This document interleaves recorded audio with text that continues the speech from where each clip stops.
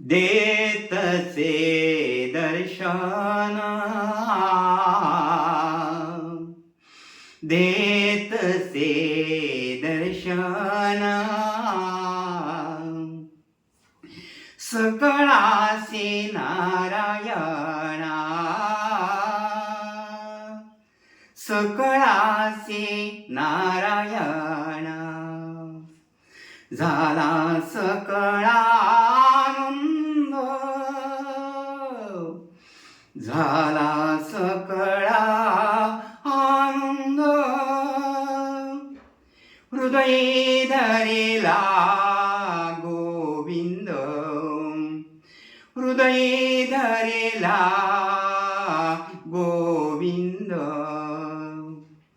देतसे दर्शन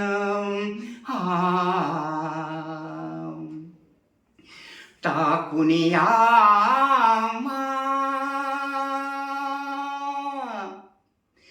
का गेलाची पुरुषोत्तमा टाकून या का गेलाची पुरुषोत्तमा तुम्हा झाला अभिमान तुम्हा झाला अभिमान नामा म्हणे सांगू कोणा देतसे दर्शन सकळासी नारायणा. आजचा विषय असा आहे, परमानंद म्हणजे काय.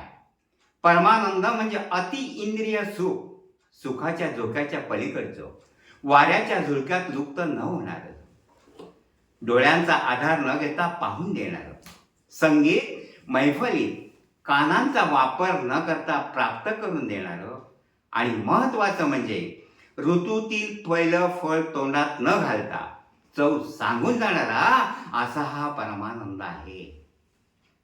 परमानंद म्हणजे ईश्वर, ईश्वरांचा ईश्वर, त्याला जगदीश म्हटलेला आहे. त्याला निर्विकल्प परब्रह्म म्हटलेला आहे. त्याला निर्गुण निराकार असं ब्रह्म म्हटलेलं आहे. आता निर्गुण म्हणजे गुणातीत, गुणातीत म्हणजे गुणांच्या पलीकडचं अव्यक्त अचिंत्य, ज्याचं चिंतन करता येत नाही, त्याला परमानंद म्हटलेला आहे. तिथपर्यंत आपल्याला त्या परमपित्यापर्यंत पोहोचायचं आहे. ब्रह्म आहे कुठे, नेहमी ऐकून ऐकून आपल्याला आकलन झालेलं आहे, सुरुवातीला नाही शेवटी. तर जो सगळ्यांच्या पलीकडे आहे, इथे आपण पोहोचू शकत नाही, तिथपर्यंत आपल्याला पोचण्यासाठी हा मनुष्य जन्म मिळालेला आहे. तर तिथे जर पोचायचं असेल तर आपल्याला सद्गुरू करणे आवश्यक आहे. या नरदेहात येऊन सद्गुरू केल्याशिवाय आपल्याला मोक्षप्राप्ती नाही आणि तिथपर्यंत जाऊ शकत नाही. तेव्हा प्रथम आधी अति इंद्रिय सुख म्हणजे काय. अति म्हणजे फार, पुष्कळ, आणि इंद्रिय कोणती तर ज्ञान किंवा कर्माचं साधन. आता ज्ञान म्हणजे परब्रह्मही त्याला म्हटलेलं आहे, ब्रह्मज्ञान. ज्ञान म्हणजे आत्मज्ञान पाव्या आपणासी आपण, या नाव ज्ञान. मी कोण ह्याचा विचार करणे, मुख्य देवाचा विचार करणे, शास्त्र स्वरूप ओळखणे, याला ज्ञान समजले.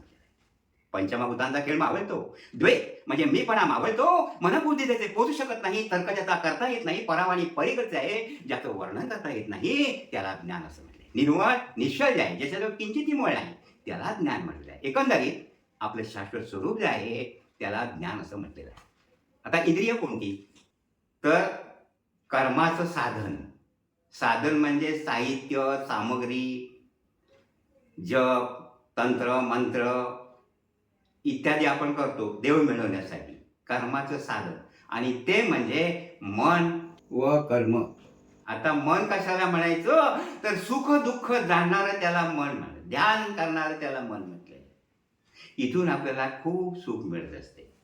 परंतु हे सगळं प्राप्त होण्यासाठी आपला मूळचा विषय सद्गुरू केल्याशिवाय यातलं काही आकलन होणार नाही. आणि सद्गुरू केल्यानंतर ते आपल्याला नाममंत्र देतात. तो अहर्निशी आपण स्मरत बसायचे बघा. तरच आपण तिथपर्यंत, ते मग कोणत्याही सुख दुःख चिंता उद्वेग काय कोणत्याही वेळ त्याला वेळ काय नाही, अहर्निशी 24 तास ते स्मरत राहायचं आहे. आणि तो घेतल्यानंतर नाममंत्र आपण एका बाजूला स्तब्ध शांत बसून अहर्निशी स्मरत राहायचो. म्हणजे आपले विचार आत वळवायचे आहेत हे लक्षात असू द्या.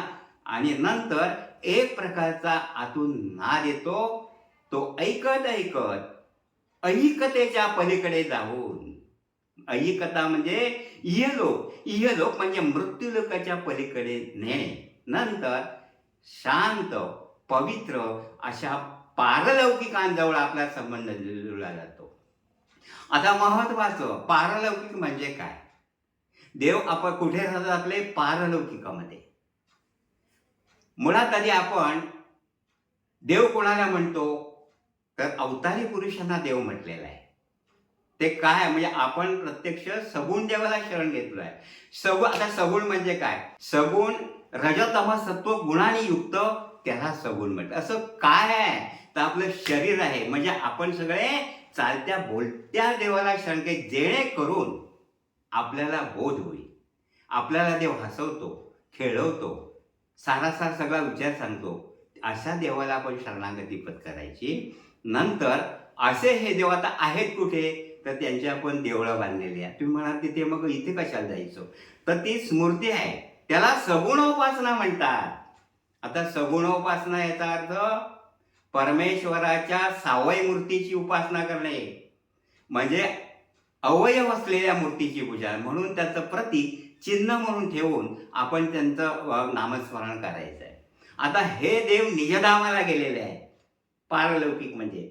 आता निजधाम हा शब्द आपल्याला कोणी दिला आहे? तर संत शिरोमणी तुकाराम महाराजांचा एक अभंग आहे. नाम घेता न लगे मोल, नाम मंत्र नाही खोल, दोची अक्षरांचे काम, उच्चारावे राम राम. नाही धर्मवर्ण याती, नामे अवघेची सरती. तुका म्हणे नाम चैतन्य निजधाम. अभंगाच्या शेवटी आपल्याला शब्द दिलाय समर्थाने. नाम याचा अर्थ स्पष्ट केला आहे. नाम याचा शुद्ध भावार्थ असा, एखाद्याचं नाव असं होतं. नाम म्हणजे गंधाचा टिळा होतो. नाहम म्हणजे मी विरक्त आहे, देहबुद्धी सुटलेला आहे, ईश्वर जे मी असा त्याचा अर्थ होतो. नाम चैतन्य, त्याला चैतन्य म्हणजे जीव प्राण आत्माचं म्हटलेलं आहे. आणि निजधाम याचा अर्थ जगज्योती, त्यालाच जाणते कला, त्यालाच सत्वगुण म्हटलेला आहे. देवांचे किंवा महंतांचे अवतार झाले की ते सुद्धा निजरूपी अंतरात्माच पाहत आलेला आहे. मग ते साधू असो, संत असो, ऋषीमुनी असो, तपस्वी असो, जठाधारी असो, नाथपंथी असो, बाळ ब्रह्मचर्य असो, ते सुद्धा आपल्या अंतःकरणातच देव पाहतात. आपण सुद्धा आपला देव कुठे वेळेला पाहायचा? आपल्या अंतःकरणात पाहायचा आहे. कारण देव आहे कुठे?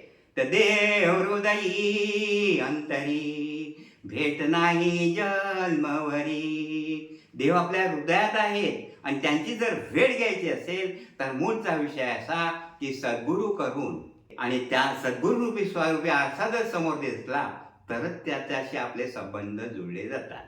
मग पारलौकिक याचा शुद्ध भावार्थाचा प्रकृती पलीकडचे जे निजस्थान आहे, देवलोक राहतात, तिथे पर्यंत पोहोचायचं. त्यांच्याशी संबंध जुळले की परीक्षा त्या परमपित्याची, त्या शांती सागर अतिशय प्रेमाची, त्या आनंद सागर परमानंदाची. आता एवढा सगळा बोध आपल्याला मला निमित्त करून माऊलीने आपल्या हृदयापर्यंत पोहोचवण्याचा प्रयत्न केला. परंतु आपल्यात सुद्धा काहीतरी सद्गुण पाहिजे. आता हे कोणते? तरच हे सगळं प्राप्त होत आहे. पहिल्यांदा आपल्याला सगळ्यांना सुखी करता आलं पाहिजे. मग जर सुखी करता यायला हवे असेल तर मूळ विषय असा की सद्गुरू केल्याशिवाय आपल्याला कुणालाही सुखी करता येत नाही. आणि सद्गुरू केल्यानंतर त्यांच्या नितांत विश्वास, नितांत की त्याची आपल्या कृपा होते आणि त्या कृपेने आपल्याला ज्ञान प्राप्त होतं. आणि हे ज्ञान वाटप केलं तर ते संपत नाही. एखादा श्रीमंत असतो, अगदी कुबेरासारखा श्रीमंत असतो, त्याचं धन चोरलं जाऊ शकतं किंवा जाळलं जाऊ शकतं, परंतु ज्ञानवंताचा ज्ञान आणि आनंद हा कायम टिकून असतो, तो कोण पुसून टाकू शकत नाही. तेव्हा नरद्यात येऊन सद्गुरू सर्वांना सुखी करायचं असेल तर आपल्याला सद्गुरू करणे आवश्यक आहे. आणि सद्गुरू केल्या तरच आपण सर्वांना सुखी करू शकतो. कोणाला किती किती दिलं तरी त्याच्या ललाटीच नाही. आपण म्हणतो 2-3 दिवस त्याला जेवण अन्न घातलं किंवा अन्नदान दिलं, वचन दिलं, त्याच्या ललाटीच नाही, ते आहे तसंच आहे, परत ते मोकळंच असतं. म्हणून ज्ञान हे संपत नाही. तसंच आपल्याला सगळ्यांना वाटत असतं की आपल्याजवळ सर्व लोकांनी संपर्क साधावा. मग जर आपल्याजवळ 2 सद्गुण असतील, ते कोणते? तर समाधान आणि आनंद. तर हे 2 सद्गुण आपल्याविषयी इतरांमध्ये आकर्षण निर्माण करतात. त्याचप्रमाणे आपल्याजवळ कोणी भांडण तंटा करायला नको असेल तर नेहमी मुखावरती स्मित हास्य आणि प्रेमवृत्ती ठेवली की कोणी सुद्धा आपल्याजवळ भांडण तंटा करू शकत नाही. त्याचप्रमाणे आपल्या घरी एक 10 माणसाचं कुटुंब असेल, त्याचे एक चालक ठेवला असतो आणि त्याचं जर एक सांसारिक काम काय झालं नाही तर तो म्हणतो खोटं आहे जीवन, खरं आहे, सत्य आहे, एक क्षणभंगूर आहे. त्यावर असं आहे, जीवन हे एक नाटक आहे, परंतु त्यातला कथानक ओळखल्यास महान सुख लागत आहे. नाटक याचा शुद्ध भावार्थ खोटं, परंतु त्याचा अनंत काळाचा आत्माराम जर आपण ओळखला तर महान सुख आहे. तसंच कठीण प्रसंगाला जो हसतमुखाने तोंड देतो तोच खरा विजयी या नरद्यामध्ये ठरले. आणि आपल्याला नेहमी आपण एक उद्योगधंदा करतो, त्याच्यामध्ये यश मिळावं, परंतु यश हे अंतःकरणाच्या शांततेतून उगम पावत असतो. उदाहरणार्थ आपण कोयता पाजवायला जातो बघा लोहाराकडे, तो भात्यामध्ये टाकून म्हणजे अग्नीत टाकून त्याला उष्णता लावतो आणि लाल भड करतो, परंतु तो पातळ करण्यासाठी त्याच्यावर थंड हातोडा घालतो, तेव्हाच त्याला धार येत असते बघा. तेव्हा यश हे नेहमी अंतःकरणाच्या शांततेतून उगम पावत असतो. आणि समजा आपल्यावर जगाचं वादळ आलं, अगदी जगाचं वादळ याचं शुद्ध भावार्थ मागे बघा कोरोना आला, तेव्हा त्यावेळी आपण आपल्या नातेवाईकांना, सगळ्यांना कोणालाही भेटायचं नाही, फक्त देवाजवळ संबंध साधायचा, त्याच्या सान्निध्यात राहिलं की त्याला आळा बसतो, आपल्याला सुख लाभतं. आता इतका बोध करण्याचं कारण असं की जसं दिवा असतो, निरांजन आपण पेटवतो, त्यात वात नसेल तर दिवा पेटेल का? पेटू शकत नाही. तसं आपल्या सर्वांच्या नरदेहामध्ये, या मनुष्य जन्मामध्ये जर ईश्वर नसेल तर जीवन प्रज्वलित होऊ शकत नाही. तेव्हा महत्वाचा विषय असा की जर परमानंदापर्यंत पोचायचं असेल, त्या परमपित्याजवळ मिलन व्हायला पाहिजे असेल, तर पहिल्यांदा सद्गुरू करायचं, त्यांच्याशी संबंध जोडला की आपण तिथपर्यंत पोचलोच म्हणून समजायचं. आणि जेव्हा आपल्याला देव प्रसन्न झाला तर त्याच्याजवळ प्रसाद काय मागायचा, मागायचं काय हे सुद्धा आपल्याला कळायला पाहिजे.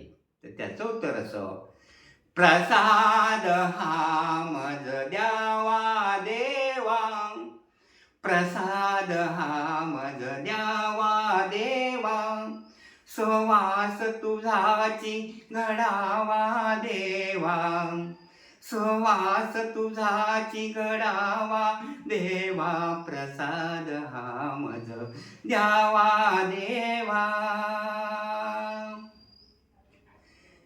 निशिदिनी प्रभूचे नाम स्मरावे, निशिदिनी प्रभूचे नाम स्मरावे, सुवास तुझाची घडावा देवा, विसर तुझा न घडावा देवा, प्रसाद हा मज द्यावा देवा. प्रसाद हा मज द्यावा देवा, हृदय मंदिरे तुवा बैसोने, हृदय मंदिरे तुवा बैसोने, ध्यान योग मज द्यावा देवा, ध्यान योग मज द्यावा देवा, प्रसाद हा मज द्यावा देवा, प्रसाद हा मज द्यावा देवा. हरिभजनामृत निशिदिनी पाजुने हरिभजनामृत निशिदिनी पाजुने, जन्म मृत्यू चुकवावा देवा, जन्म मृत्यू चुकवावा देवा, प्रसाद हा मज द्यावा देवा, प्रसाद हा मज द्यावा देवा. कसा द्यावा तर आत्मसुखा प्रति प्रसाद द्यावा, आत्मसुखा प्रति प्रसाद द्यावा, वियोग तुझा न घडावा देवा, वियोग म्हणजे ताटता तूट, तुझी नि माझी कधीही होता काम नये, वियोग तुझा न घडावा देवा, प्रसाद हा मज द्यावा देवा, प्रसाद हा मज द्यावा देवा. समर्थ आपल्याला प्रसन्न झाला, भगवंत प्रसन्न झाला की एवढाच प्रसाद मागायचा आहे. तेव्हा ज्यावेळी आपल्याला प्रसन्न होतील तेव्हा आपण त्या भगवंताला असं प्रश्न विचारू शकतो की माझा तू आता मला अंत पाहू नकोस, तू मला आपल्याजवळ घे, अशी त्या देवाजवळ प्रार्थना करायची आहे. तेव्हा एवढा बोध पुरेसा आहे. महत्त्वाची माझी नेहमीप्रमाणे सूचना, आज सुद्धा जिथे जिथे माऊली जसे कार्यक्रम असतील तिथे ते पण आपण सर्वांनी उपस्थित राहून आपल्या नरदेवाचं सार्थक करायचं आहे. आणि तशी सद्बुद्धी समर्थ माऊली आपल्याला देवो अशी तिच्या चरणी प्रार्थना करून मी माझ्या 2 शब्दांना पूर्णविराम देतो.